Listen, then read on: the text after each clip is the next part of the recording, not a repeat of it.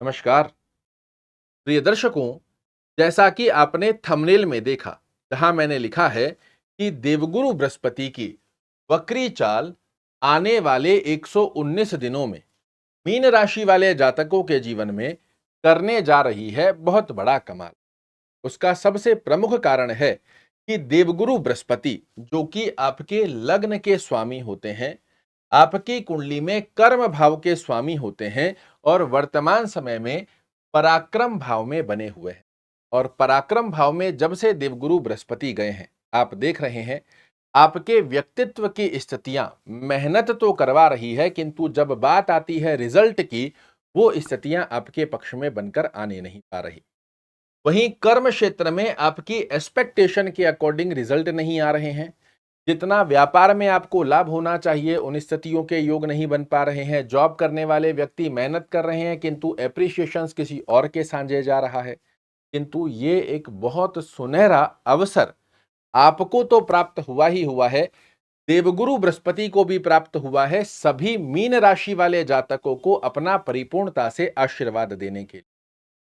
उसका कारण है कि ये आपके पिता तुल्य ग्रह हैं। मीन राशि वाले जातकों के लग्न के स्वामी होते हैं और अभी खुद पीड़ित अवस्था में बने हुए हैं, तो कहीं ना कहीं आपके लिए रिजल्ट नहीं क्रिएट कर पा रहे। किंतु वक्र गति में जैसे ही ये आपको एक घर पीछे का फल देना प्रारंभ करेंगे, यहां से बेहद सुंदर अवस्था के योग आपके लिए निर्मित करते हुए पाए जाते हैं देवगुरु बृहस्पति। क्या क्या बड़े परिवर्तन आएंगे? तो पहली अवस्था में धन से संबंधित आपके जो कार्य रुक रहे थे, उन्हें आपके पक्ष में लाकर खड़ा करेंगे।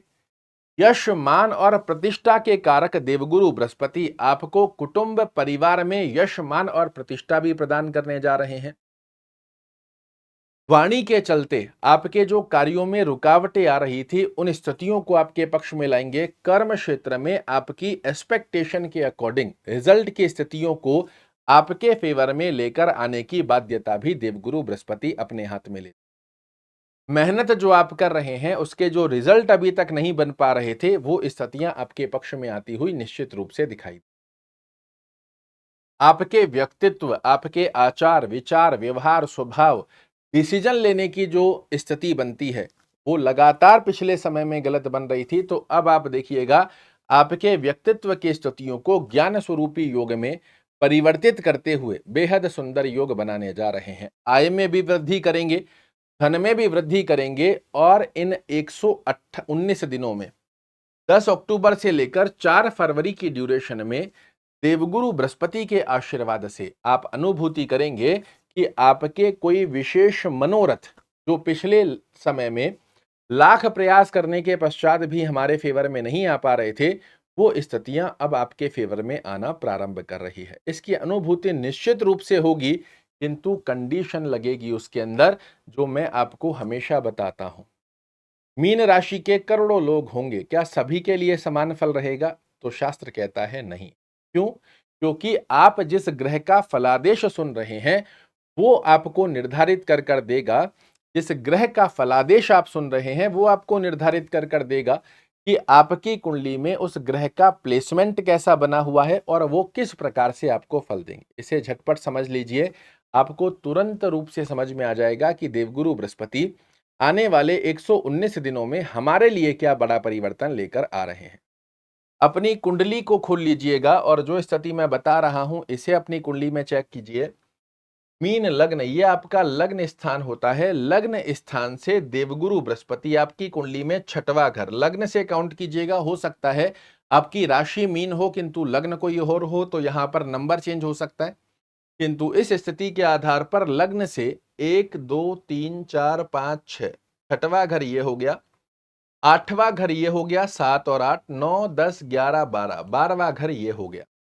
लग्न से छठवें, आठवें, 12वें घर में यदि देवगुरु बृहस्पति विराजित हैं, तो ये आपको कभी अच्छे लाभ नहीं दे पाएंगे। साथ ही यदि आपकी कुंडली में जहां नंबर 10 लिखा हुआ है, कुंडली में 10 नंबर कहीं पर भी लिखा हुआ है, उस स्थान पर यदि देवगुरु बृहस्पति विराजित हैं, ये आपको अच्छा फल नहीं, क्योंकि इस स्थान पर देवगुरु बृहस्पति नीचस्थ अवस्था में आ जाते। इन 4 स्थानों को छोड़कर देवगुरु बृहस्पति कहीं भी आपकी कुंडली में विराजित हैं, 10 अक्टूबर से 4 फरवरी की ड्यूरेशन में ये आपको जो जो अवस्था मैंने बताई है, धन की स्थितियों में पुष्टता, यश मान प्रतिष्ठा दिलाने वाली स्थिति, आपके डिसीजंस की स्थिति को अच्छा करेंगे, भाग्य का साथ दिलाएंगे और मनोरथों को पूर्ण करने की स्थिति आपके लिए बनकर आएगी। यदि इन 4 स्थानों पर देवगुरु बृहस्पति नहीं है, लिखकर रख लीजिए, ये स्थिति आपको देखने को अवश्य रूप से मिलने वाली।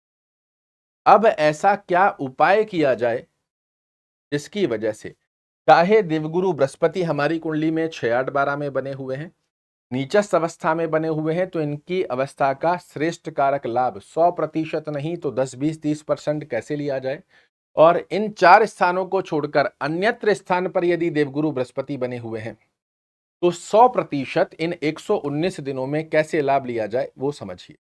ओम नमो भगवते वासुदेवाय नमः, इस मंत्र का एक माला जाप करना आपके लिए बहुत अच्छा है।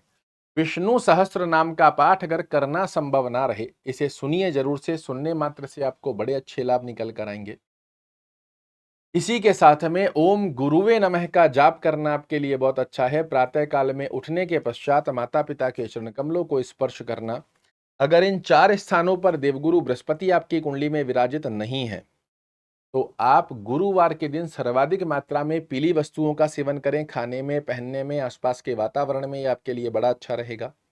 अगर एक अच्छे भाव में गुरु महाराज बने हुए हैं, आप पुखराज पहन सकते हैं, किंतु मैं रिकमेंड करूंगा किसी अच्छे विद्वान से कंसल्टेट कर कर ही अपनी कुंडली के एनालिसिस करवाने के पश्चात ही पुखराज धारण कीजिएगा, ऐसे नहीं करना है।